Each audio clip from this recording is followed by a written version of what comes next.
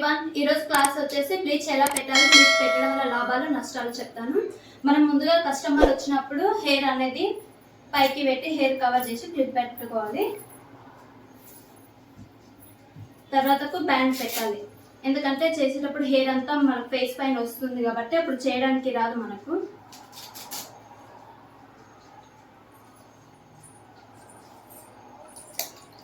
కస్టమర్ని రిలాక్స్గా కూర్చోబెట్టి నెక్ నుంచి ఫేస్ అంతా పైకి తుడిచాలి.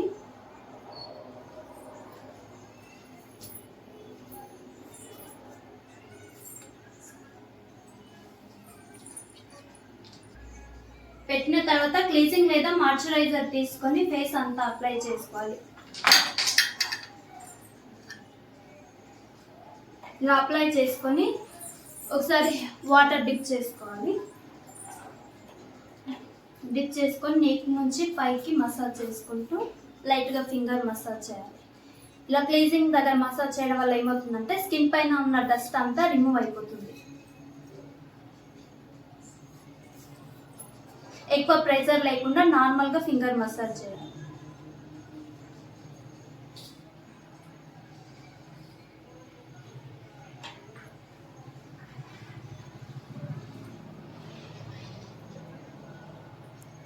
ఒక 2 minutes క్లీజింగ్ దగ్గర మసాజ్ చేస్తే సరిపోతుంది.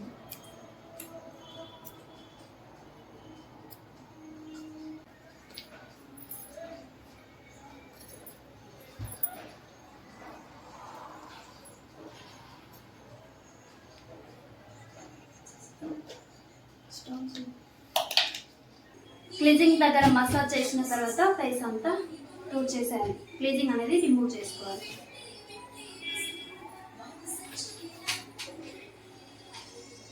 రిమూవ్ చేసిన తర్వాత నెక్స్ట్ స్టెప్ వచ్చేసి స్క్రబ్.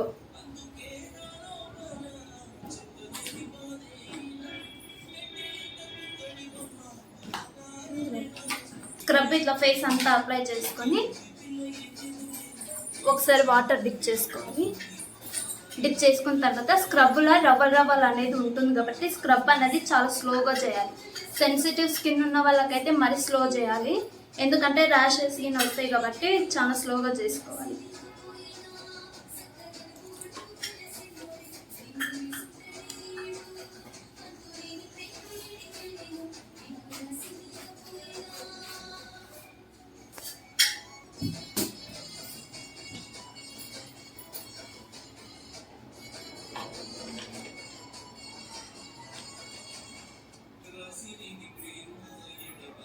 ఒక 3-4 minutes మసాజ్ చేసి సరిపోతుంది.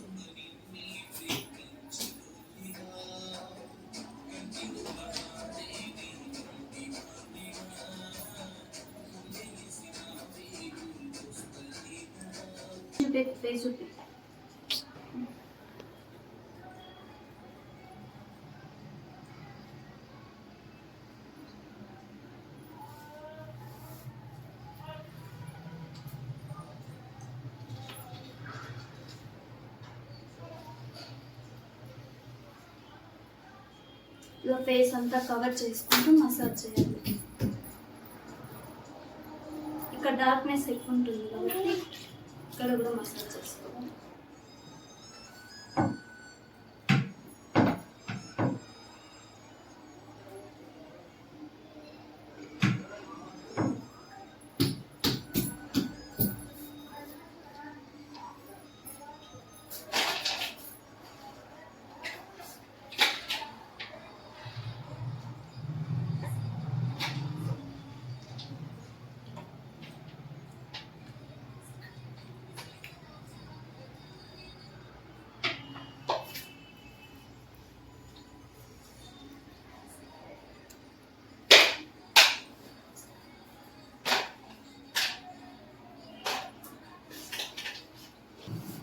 ఇలా స్క్రబ్ దగ్గర మసాజ్ అంతా చేసినాక వాటర్ దగ్గర రిమూవ్ చేసుకోవాలి.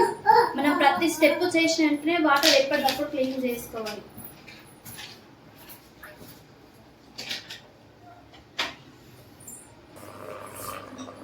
ఇది వచ్చేసి స్క్రబ్ రిమూవ్ చేసినాక స్ట్రీమింగ్ ఇవ్వాలి. ఈ స్ట్రీమింగ్ ఇవ్వడం వల్ల ఏమవుతుందంటే స్కిన్ పైన ఉన్న నోస్ పైన వైట్ హెడ్స్ బ్లాక్ హెడ్స్ అనేది ఉంటాయి కదా, అది రిమూవ్ చేయడానికి స్టీమింగ్ అనేది ఇవ్వాలి. పోర్స్ అనేది మంచిగా ఓపెన్ అవుతాయి.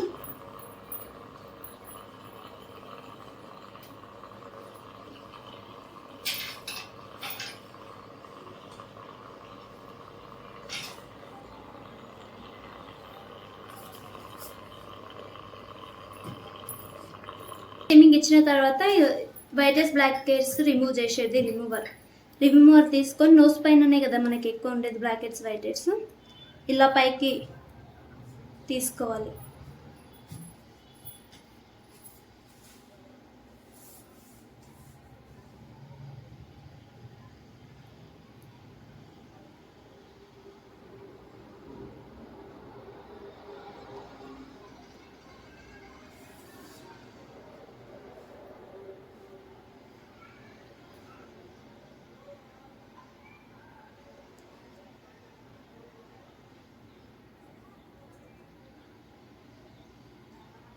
ఇక్కడ కూడా ఉంటాయి కాబట్టి ఇక్కడ కూడా ఒకసారి చూసుకోవాలి.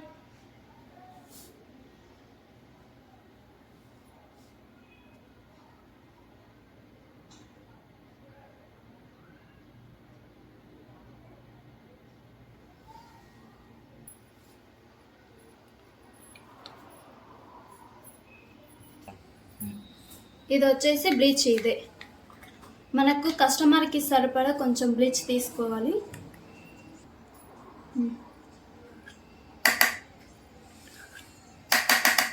కొంచెం బ్లీచ్ తీసుకున్నాక దీంట్లో చిటికెడు యాక్టివేటర్ వేయాలి.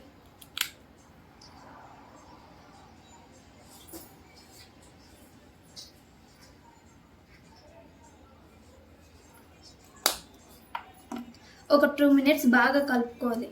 ఇది అనేది ఆ క్రీమ్లో బాగా మిక్స్ అయ్యే వరకు యాక్టివేటర్.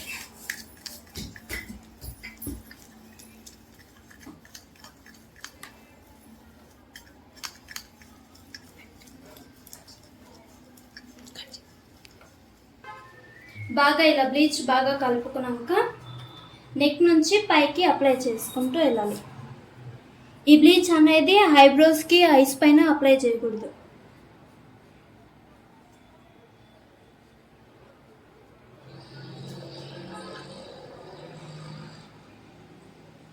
లిప్స్ పైన కూడా అప్లై చేయకూడదు.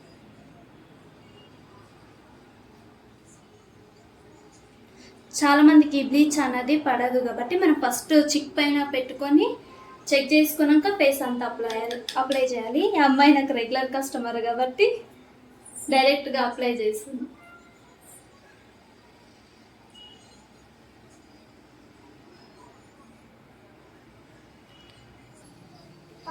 ఇలా అప్లై చేసుకోవాలి. ఈ బ్లీచ్ అనేది బ్లాక్ ఉన్న వాళ్ళకు 8 to 10 minutes పెట్టాలి. వైట్గా ఉన్న వాళ్ళకి 10 to 15 minutes పెట్టాలి. వైట్గా ఉన్న వాళ్ళకి ఎక్కువసేపు ఎందుకు పెట్టాలంటే వాళ్ళకు గ్లోనెస్ అనేది కనిపించదు కాబట్టి ఎక్కువసేపు పెట్టాలి. 15 మొత్తం ఫుల్ కదా కాఫ్ నేను కనిపించదు.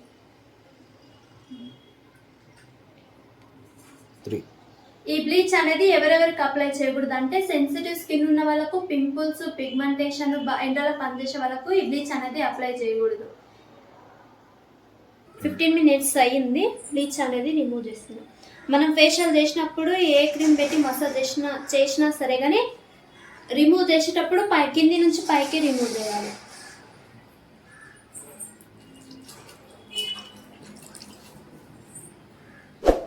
మొత్తం క్రీమ్ అంతా రిమూవ్ చేసినాక మళ్ళీ మంచి వాటర్ తీసుకొని మళ్ళీ ఒకసారి ఫేస్ అంతా క్లీన్ చేసేయాలి.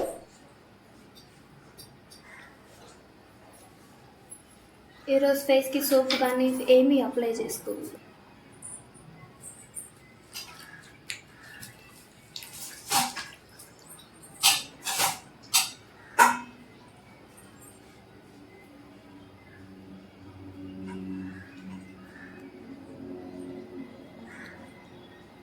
కొంచెం ఫేస్ అంతా నీట్గా క్లీన్ చేసుకున్నాక ప్యాక్ అనేది అప్లై చేయాలి.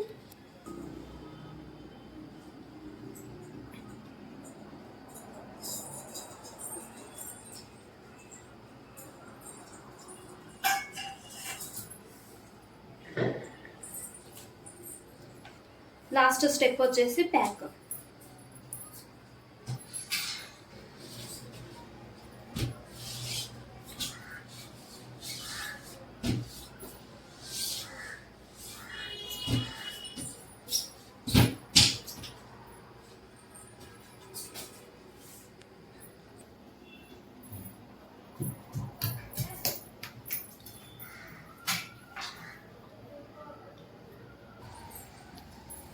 మొత్తం ప్రాసెస్ ఇది. మనం ఈ ప్రాసెస్ అంతా చేసినప్పుడు కస్టమర్ అనేది కేర్ తీసుకొని చేయాలి. ఎందుకంటే మనం ఏ చిన్న మిస్టేక్ చేసినా కస్టమర్కి అనేది ప్రాబ్లం అవుతుంది కాబట్టి మనం మసాజ్ స్టెప్స్ కానీ అన్నీ కరెక్ట్ చేయాలి. లేకపోతే మనం కరెక్ట్ చేయలేమనుకో స్కిన్ అనేది లూజ్ అవుతుంది, యాక్ని, పిగ్మెంటేషన్ అని వస్తుంది. కాబట్టి మనం కరెక్ట్ స్టెప్స్ తీసుకొని మంచిగా మసాజ్ చేయాలి.